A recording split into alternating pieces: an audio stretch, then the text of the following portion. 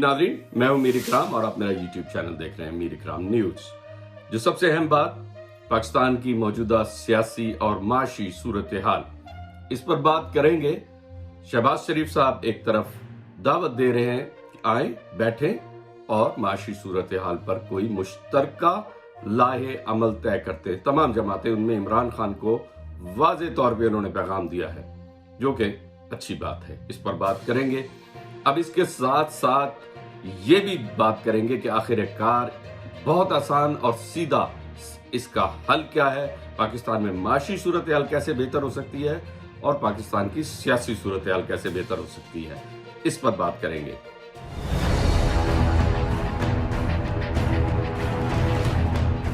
सबसे पहले चलते हैं कि आखिर पाकिस्तान में जो इस वक्त सूरत हाल बनी हुई है, माशी सूरत हाल और सियासी सूरत हाल, इसके लिए दावत दी है शहबाज शरीफ साहब ने कि आए और मीसाक के मईशत पर बात करें।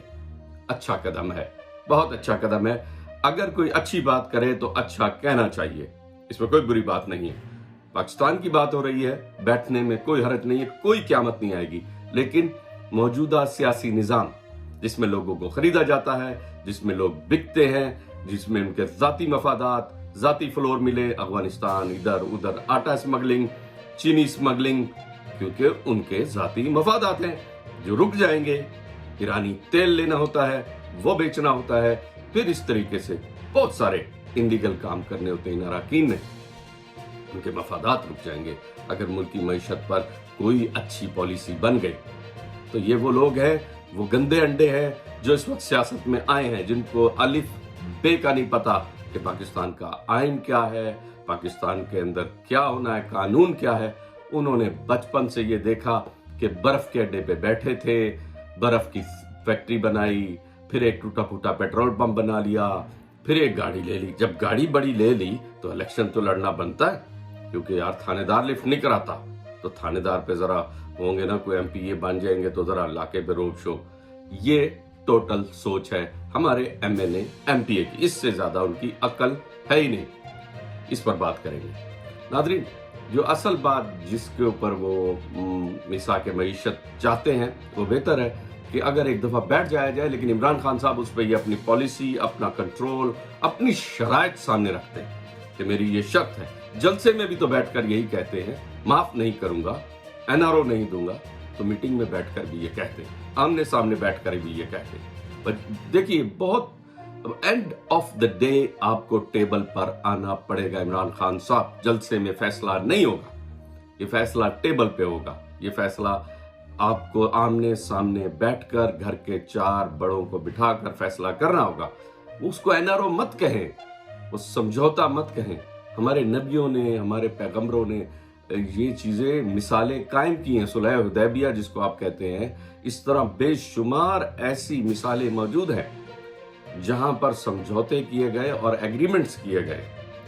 बेशुमार एग्रीमेंट्स हुए हैं, जंगों के एग्रीमेंट्स हुए हैं, मामलात के एग्रीमेंट्स हुए हैं। ठीक है, तो इस तरह से आप जरा माजी में जहां आप मदीने की रियासत की मिसालें देते हैं, वहां कुछ थोड़ा सा सोचे। बहरहाल, ये मेरी बात यहां तक थी कि अगर मिसाक मईशत की बात है तो उसमें बैठने में कोई हर्ज नहीं है। ठीक है, अब आ जाइए सियासी सूरत हाल पे।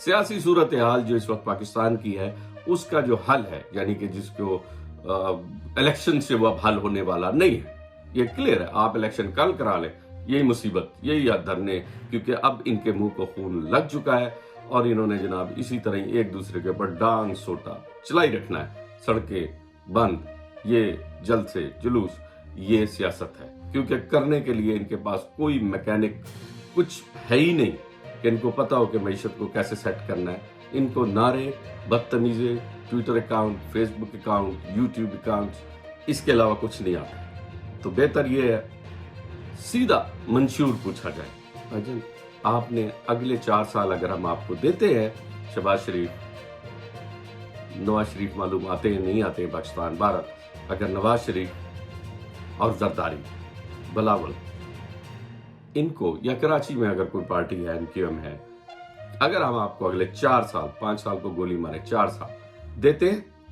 तो आप उस 4 सालों में हमें क्या डिलीवर करके दिखाएंगे और उसका पूरा हमको बताएंगे फर्स्ट ईयर में कितना कवर होगा, सेकंड ईयर में कितना कवर होगा, फोर्थ ईयर। सो एक कंप्लीट प्लान वो लेकर मंशूर सामने आए। हॉस्पिटल, इलाज, तालीम, इन ये क्या दे रहे हैं, दूसरी पार्टी क्या ऐलान कर रही है, तीसरी पार्टी क्या ऐलान कर रही है, जिस तरह होता है जमहूरियत में। उसके बाद उनका ट्रैक रिकॉर्ड देखें, फिर उनके कैंडिडेट्स देखें। इलेक्शन मत, रेफरेंडम करना है डायरेक्ट, एक दिन में फैसला होगा। ये जो सालों साल करोड़ों अरबों रुपया लगाकर वोट खरीद कर फिर रुकन बिक जाए, एक अजाब कौम अजीब मुसीबत में। और फिर ये जो टॉक शो होते हैं, बिकाऊ टॉक शो, जिनको कहा जाता है कि इस टाइम पे ये टॉक शो और ये टॉपिक रखे, वो बंद। क्योंकि रेफरेंडम हो, एक पार्टी अपने मंशूर पे जीते और वो काम करके दिखाए। चेक एंड बैलेंस की एक कमेटी बना दे कि उनके जो प्रोजेक्ट्स हैं, जो गवर्नमेंट के प्रोजेक्ट्स हैं, उन पे काम हो रहा है। कोई न्यू लॉज ऐसे आ रहे हैं जिससे नई नस्ल, यानी कि आपकी 75% जो यूथ है, जो ग्रेजुएशन करके निकल रही है हर साल, उनका क्या मुस्तकबिल है। पाकिस्तान के कौन से ऐसे प्लान है जिसमें इंटरनेशनली बिजनेस में हम इन्वॉल्व हो रहे हैं, ऑनलाइन बिजनेसेस में कितने इन्वॉल्व हो रहे हैं, पाकिस्तान की एक्सपोर्ट कितनी बढ़ रही है, पाकिस्तान की प्रोडक्शन कितनी बढ़ रही है, बिजली एनर्जी में हम लोग किस हद तक कंट्रोल कर सकते हैं। वो तमाम चीज़ें जो आपकी तिजारत में आगे लेकर जाएं आपको, वो पॉलिसीज में कितनी है। ना कि मुखालफों पे पर्चे कराने हैं, मैंने मुखालफों को फांसी देनी, मैंने मुखालफों को ये करना है, ये सियासत रहेगी। और हमने एनआरओ नहीं देना, ये सियासत रहेगी। वो करप्ट था, वो पैसे खा गया, ये सियासत रहेगी। या मुल्क की तरक्की के ऊपर कोई पॉलिसी साथ ले, जो मुल्क की तरक्की की पॉलिसी दे, जो नौजवानों के ऊपर क्लियर कट कहे और उसको विद इन 90 डेज का कहा था, नहीं हुआ, आई एम सॉरी, ये झूठ पकड़ा गया आपका। इसी तरह नवाज शरीफ के 100 झूठ हैं, इसी तरह शहबाज शरीफ के हैं, सबके। तो ये फेलियर है।